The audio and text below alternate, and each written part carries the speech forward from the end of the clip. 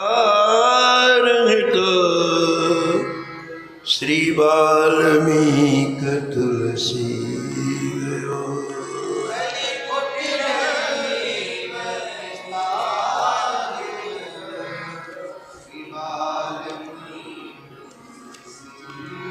श्री वाल्मीकि तुलसी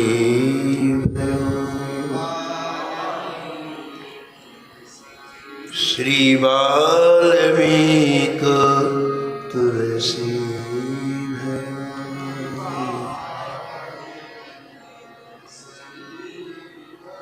प्रातः स्मरणीय परम वंदनीय श्री नाभाजी महाराज परम पावन ग्रंथ श्री भक्तमाल में कलि पावन अवतार संत शिरोमणि श्री गोस्वामी तुलसीदास जी महाराज जी का स्मरण किया है और निष्कर्ष के रूप में कहते हैं कि कलि के कुटिल जीवों का उद्धार करने के लिए आपने एक ऐसी नौका प्रदान की जिसमें चढ़ करके अनंत जीव भगवत धाम की प्राप्ति की।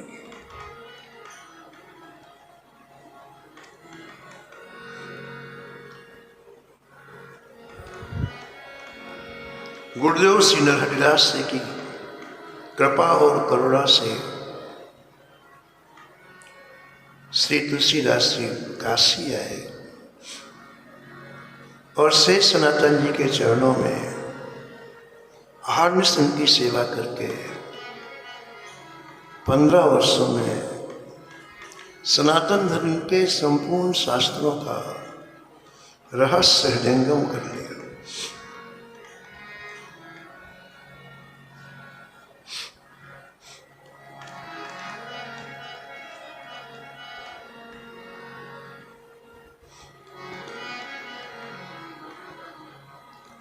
शेष सनातन जी का पंच भौतिक शरीर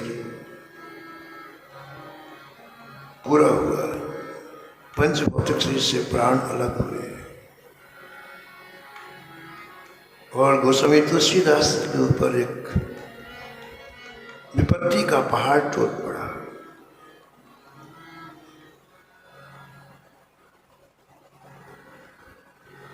अंतिम संस्कार करने के बाद गोस्वामी जी कहने में गुरुदेव का इतना स्मरण होने लगा, दिन रात न कुछ अच्छा लगता, न किसी से बोलना अच्छा लगता, न कहीं जाना अच्छा लगता। बस कभी कभी तो ऐसा लगता कि गुरुदेव के वियोग में मैं प्राण छोड़ दूं। बिछोरत एक प्राण हर ले,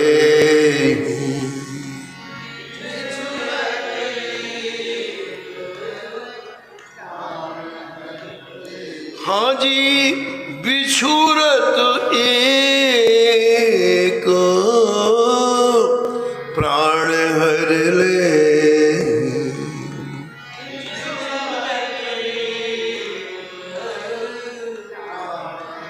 मिलत एक दारुण दुख देगी,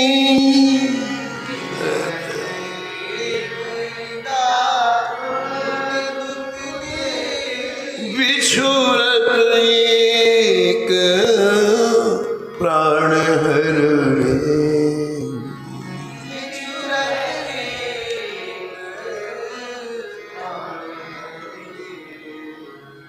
गुरु कर कोमल शील स्वभाव,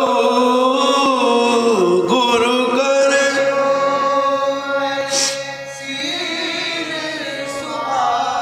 एक सूल मुहि बिसर न काऊ,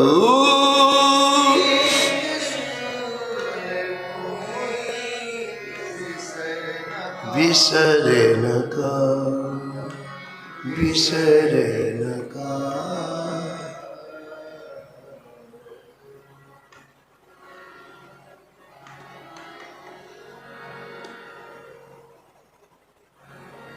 गोसाई तुलसीदास जी की स्थिति हो गई जैसे कोई विक्षिप्त होता है। जिस कक्ष में निरंतर अध्ययन करते थे, जिस कक्ष में से सनातन जी रहते थे, उसी में रोते रहते 24 घंटे।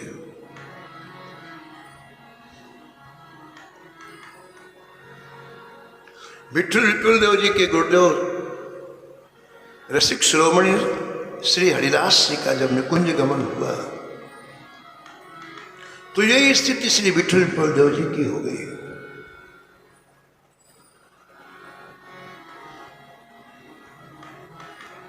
विठल विपुल देव जी ने अपनी आंखों में काली पट्टी बांध ली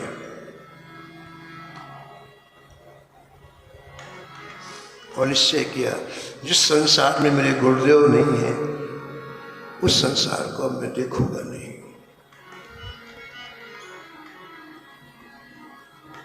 निधिवन में गुरुदेव के बेरे में दिन रात रोते रहते, दिन रात।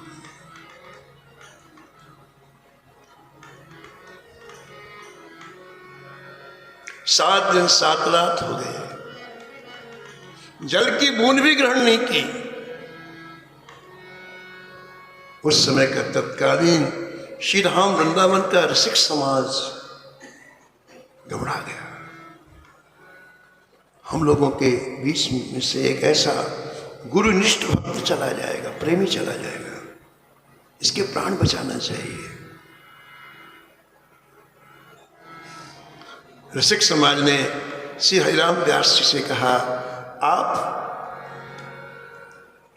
बात करने में बड़े कुशल हैं, चतुर हैं, किसी भी तरह से जो चित्त की धारा विठल विपुल देव जी की गुरुदेव के चरणों में लगी है उसे ठाकुर जी के चरणों में मोड़ो।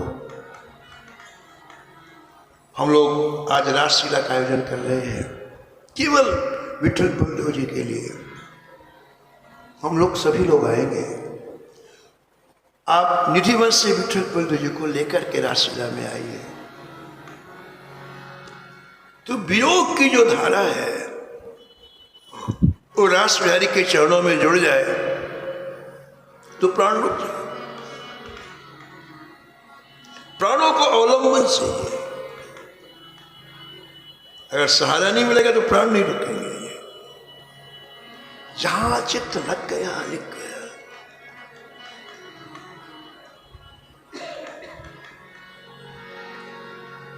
रहा एक दिन अवध वधारा,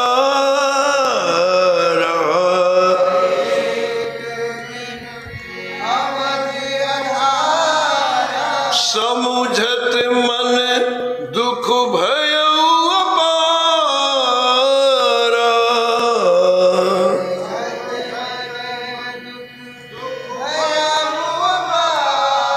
कारण कवन नाथ नहीं आयो।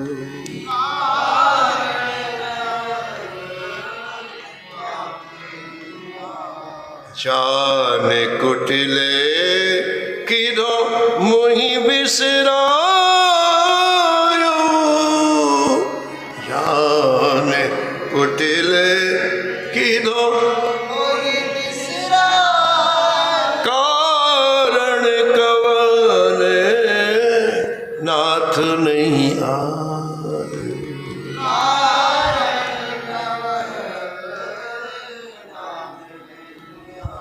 14 वर्ष तक भरत जी अपने चित्त की धारा को चरणु पादुका के आश्रय में रोके रहे, लेकिन आज अब बस आज अंतिम दिन है, राम नहीं आए। चिता बना ली भरत जी ने, मैं प्रवेश कर जाऊंगा चिता, जलती हुई चिता में प्रवेश कर जाऊं। चित्त को अवलंबन चाहिए। हरिराम व्यास जी निधिवन में गए, विठल विपुल देव जी के चरणों में रो के प्रार्थना की। भगवान वृंदावन के समस्त संतों ने ऐसी प्रार्थना की आपके चरणों में कि आज आप रासलीला में रास बिहारी सरकार का दर्शन करने के लिए चले। बड़ी मुश्किल से 2 शब्द बोले विठल बिल्लो जी, व्यास जी हम अब कहीं जाने लायक नहीं है, हमारे प्राण कुछ क्षणों के लिए इस शरीर में है, हम गुरुदेव के वियोग को सहन नहीं कर सकते। हरिराम व्यास ने कहा, मैं नहीं कह रहा हूं,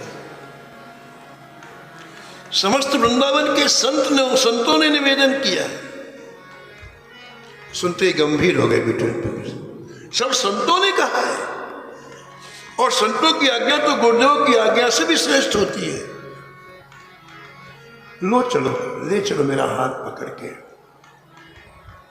आंख की पट्टी नहीं खोली, काली पट्टी आंख में बंधी रही, 7 दिन से कुछ खाया पिया नहीं, शरीर बिल्कुल निर्बल है। हरिराम व्यास जी ने हाथ पकड़ा श्री विठल बिल्लो जी का। पूरी तैयारी थी, रास बिहारी सरकार के रास मंचन की पूरी तैयारी थी। मंच में विठल बिल्लो जी को विराजमान कराया गया। आसपास बहुत से रसिक संत बैठे।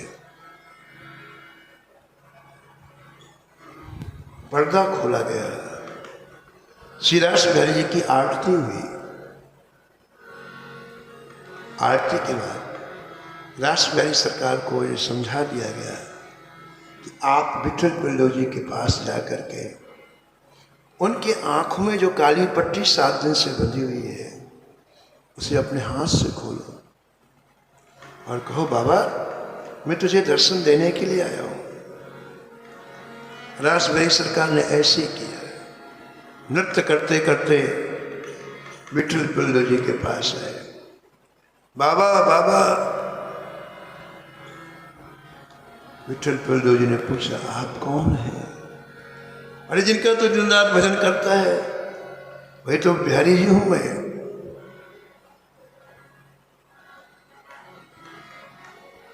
आंख की पट्टी खोल और देख, मेरा दर्शन कर।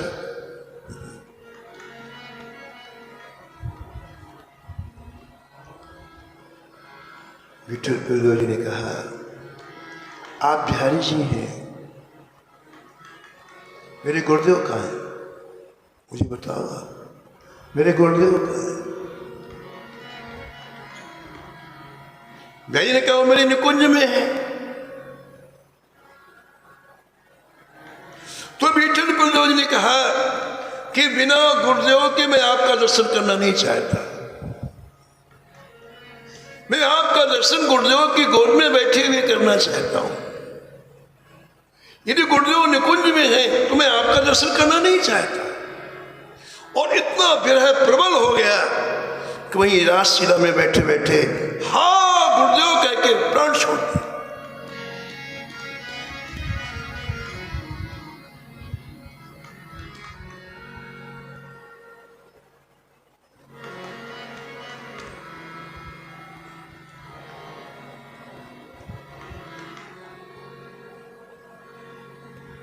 ऐसे गोस्वामी तुलसीदास जी को आज शेष सनातन जी के वियोग में ऐसा लग रहा है कहीं प्राण न चले जाए। आप निश्चय किया मैं स्थान परिवर्तन कर दूं कुछ दिन, तो शायद ये व्याकुलता कम हो जाए। और आप आधी रात में काशी में उस स्थल को छोड़ करके, शेष सनातन जी के गुरुकुल को छोड़ करके आप चित्रकूट के लिए चल पड़े। कुछ दिन तक दीक्षा गुरु जी के पास रहूंगा तो यहाँ की याद कम हो जाएगी, मन बदल जाएगा।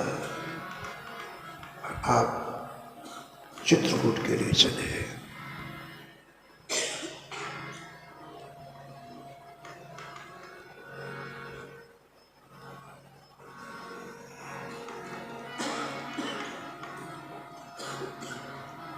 विपत्ति जीवन में आती है तो एक साथ आती है और चारों तरफ से घेरती है।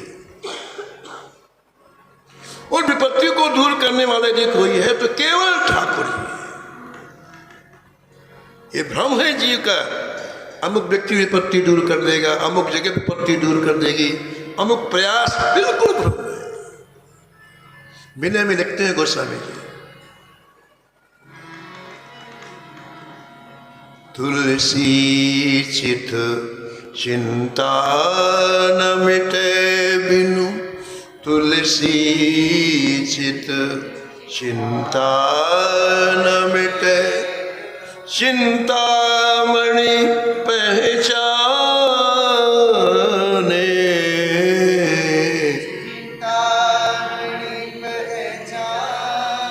चिंतामणि पहचाने, चिंतामणि।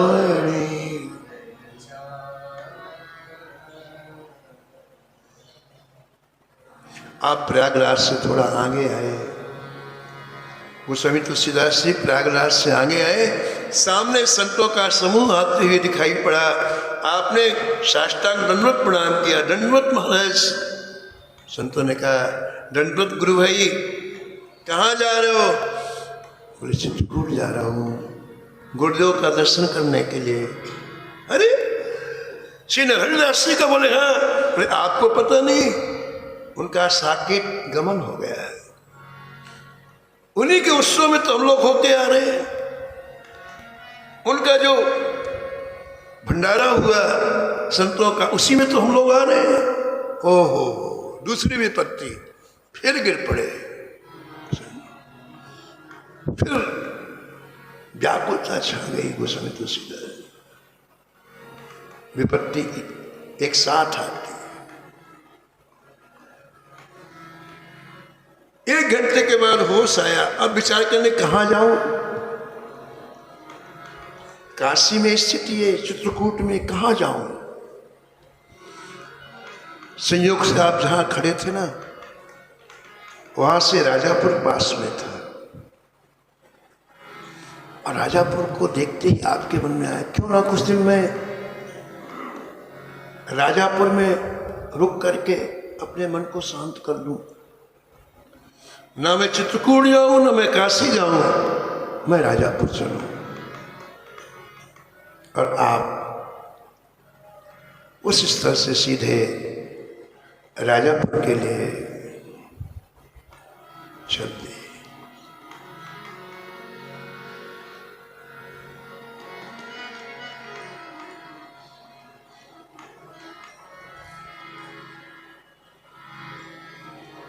जननी जन्मभूमस्य स्वर्गादपि गरीयसी। आपकी जन्मभूमि है। श्री मनु जी ने लिखा है, तो इस अर्धाली का श्लोक का स्मरण करके आपके मन में आए कि मैं दर्शन करके कुछ दिन यहाँ निवास करूं। राजापुर पहुंचे। अब तो पूछते पूछते आत्माराम जी कहाँ रहते थे, पूछते पूछते जब वहां पहुंचे तो क्या देखा? पूरा खंडहर पड़ा है। घर के नाम पर मकान का टीला है।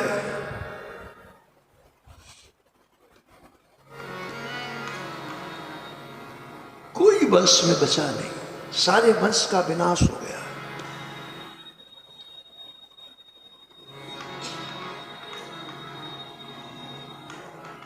एक बूढ़ा व्यक्ति मिला, उसकी आयु 100 वर्ष के आसपास थी। वो भाट का काम करता था।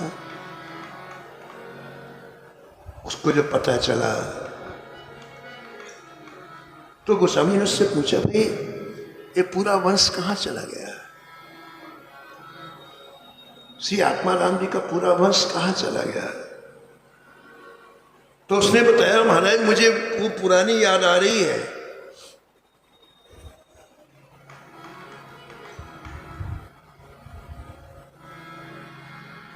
आत्माराम जी के पुत्र राम बोला को लेकर के चुनिया यहाँ से गई। 5 वर्ष की आयु जब हो गई इनकी, चुनिया की मृत्यु हो गई।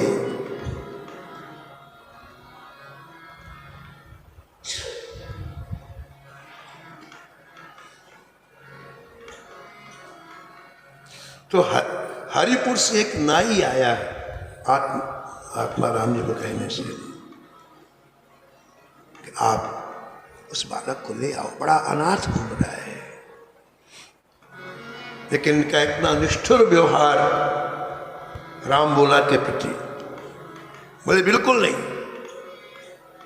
कहते उसी दिन राजापुर में एक संत आए थे जो चित्रकूट जा रहे थे, एक वृक्ष के नीचे बैठे हुए थे। उन्हें पता चला कि एक बालक के प्रति इनका इतना निष्ठुर व्यवहार, तो वो आए समझाने के लिए। बोले देखो भाई, हमारे वैष्णव में जीवे दया, जीव के प्रति दया करना सिखाएंगे क्या तुम? अड करके बैठो, जाओ और उसको ला करके पालन पोषण करो। लेकिन बुद्धि इनकी कुछ खराब हो गई और इन्होंने कहा बिल्कुल नहीं, ये बात बिल्कुल नहीं मानूंगा मैं आपकी। तो महात्मा है, उनको गुस्सा आ गया, उन्हें साथ दे दिया, जा तेरे कुल का नाश हो जाएगा। और उस भाट ने बताया कि मात्र 6 महीने में आपके पिता का देहावसान हो गया और 10 वर्ष के अंदर संपूर्ण कुल का सफाया हो गया। अब आपके कुल में कोई जल देने वाला नहीं। तुलसीदास जी को बड़ा दुख हुआ।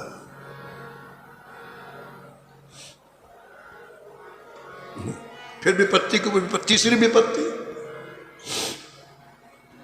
आप वहां से चलने के लिए, अब यहां भी कैसे रहे? आप यहां से चलने के लिए तैयार हुए, पूरा गांव तब तक इकट्ठा हो गया, सबको पता चल गया कि वो राम बोला जिसे जन्म लेते ही माता पिता ने निकाल दिया था, वो आज इस रूप में आए, एक बहुत बड़े विद्वान के रूप में आए। पूरे ग्रामवासियों ने घेर लिया, बोले हम नहीं जाने देंगे, हम बिल्कुल नहीं जाने देंगे। इस तुम्हारी जन्मभूमि में आत्मा राम नहीं है तो हम तुम्हारे पिता नहीं है क्या? बेटे तुम्हारा कर्तव्य है, हम भटके हुए लोग हैं, केवल भोजन कर लेते हैं, सो जाते हैं, जीवन के निर्वाह के लिए कमा लेते हैं, बस यही जीवन है हमारा। इसके आगे हम कुछ नहीं जानते। तुम संतों का संग करके आए हो, काशी की परम पावन भूमि से बढ़ करके आए हो, तो क्या हमारे लिए कुछ कल्याण का मार्ग नहीं बता सकते हो? बेटे एक घर तुम्हारा नष्ट हो गया, लेकिन राजापुर के हजारों घर तुम्हारे लिए हैं। पहले के लोगों में बड़ी आत्मीयता होती थी, संवेदना होती थी, इसलिए पहले कोई संग्रह नहीं करता था। इस संग्रह की बीमारी अभी चालू हुई, जो लोगों के हृदय से आत्मीयता निकल गई। आपको आश्चर्य होगा, लोग चारों धाम की यात्रा में जाते थे, कुछ लेके नहीं जाते थे। जिस ग्राम से निकले, जिस आओ आओ आओ, आपका ही घर है, प्रसाद पाओ, विश्राम करो। कैसे संस्कार थे महाराज। और अब आदमी को कहीं जाना हो ना, तो 1 महीने से ये ले चलना है, ये ले चलना है, वहां बुक कराओ, यहां ये करो। संस्कार विहीन हो गया व्यक्ति आज का, इसलिए सारी व्यवस्थाएं करनी पड़ती हैं। राजापुर के सारे घर तुम्हारे घर हैं, और ये सामने तो भी नया घर बना है, इसमें ही आपको विराजना है। और हमें भी कुछ हमारे कल्याण का मार्ग बताओ। वृद्ध व्यक्तियों की अंतर्भाव को सुन करके गोस्वामी जी रुक गए।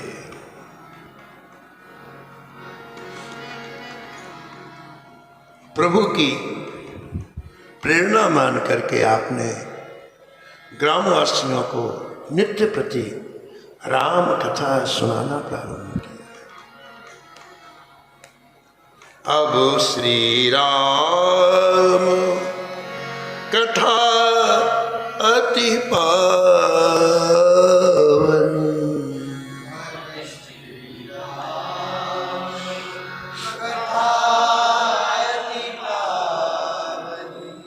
अब श्री राम कथा अति पावन।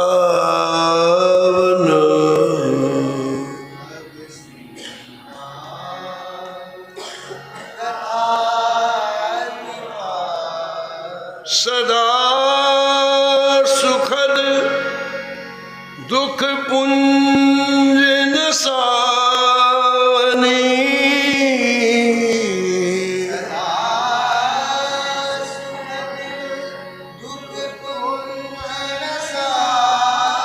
सदा सुखद दुख पुंज नसावनी।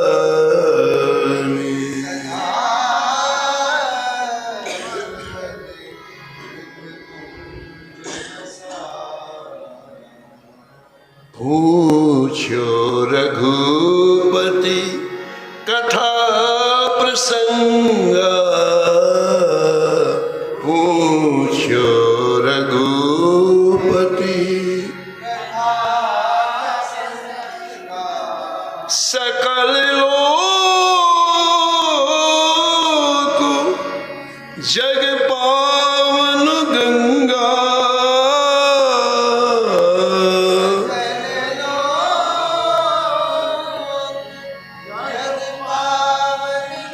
सकल लोक जग पावन गंगा।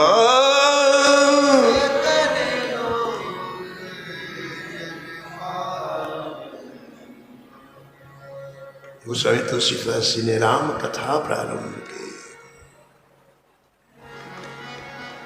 और कथा एक ऐसा रसायन है जो अंदर जाते ही शीतलता प्रदान करता है।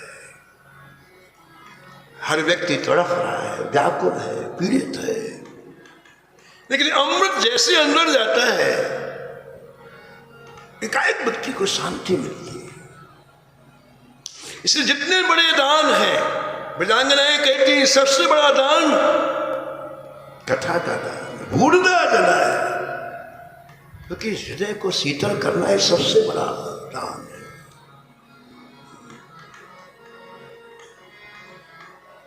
रामचंद्र गुण बरने लागा।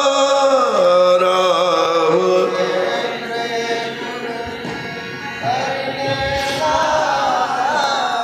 सुनते ही सीता कर दुख भागा। सुनते ही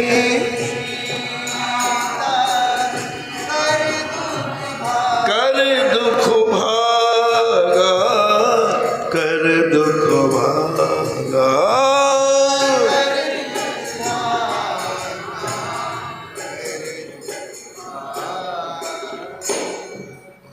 कथा का ऐसा रस वर्षण हुआ, केवल राजापुर गांव नहीं, हजारों गांव के लोग आने लग गए।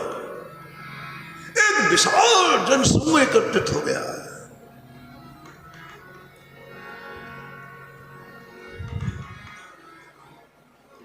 यमुना जी के उस पार तारपितो गांव था, यमुना जी किस पार राजापुर गांव, और यमुना जी के उस पार तारपितो गांव। तारपितो गांव में एक भरद्वाज गोत्रीय ब्राह्मण निवास करते थे।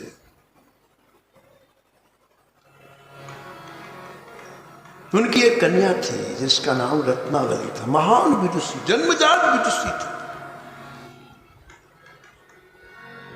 जब वो विवाह के योग्य हुई तो पिता के मन में ये बात आई कि मैं अपनी कन्या से ज्यादा विद्वान के साथ इसका विवाह करूंगा। लेकिन इतनी विदुषी थी रत्नावली जी की कोई दूसरा ऐसा वर मिला ही नहीं। इतनी विदुषी थी, जन्मजात विदुषी थी। यहाँ तो चारों तरफ खोज करके जब थक गए तो वापस आए और पत्नी से कहा क्या करूं। तो पत्नी ने कहा कि देखो आप शंकर जी की आराधना करते हो, और शंकर जी से पूछो, आप अनुष्ठान करो यमुना जी के तट पर और शंकर जी से पूछो।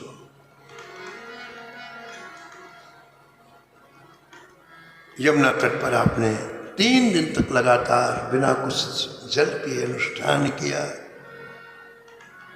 भगवान शंकर प्रसन्न होकर के आकाशवाणी की, तुम्हारी इस कन्या का सुयोग वर। राजापुर में जो कथा कह रहे हैं तुलसीदास उनको है, तुम बेझिझक इसका विवाह तुलसीदास जी के साथ कर दो। शंकर जी का आदेश पा करके पूरा परिवार यमुना जी से इस पार आया है, राजापुर आया है। संयोग से कथा चल रही थी, सब लोगों ने कथा सुनी।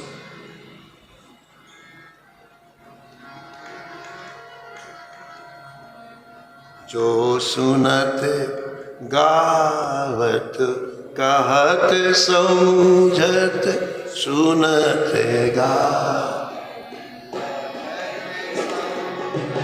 परम पद नर पावई, हा परम पद नर पावई। जो सुनत गावत कहत समझ परम पद नर पावई।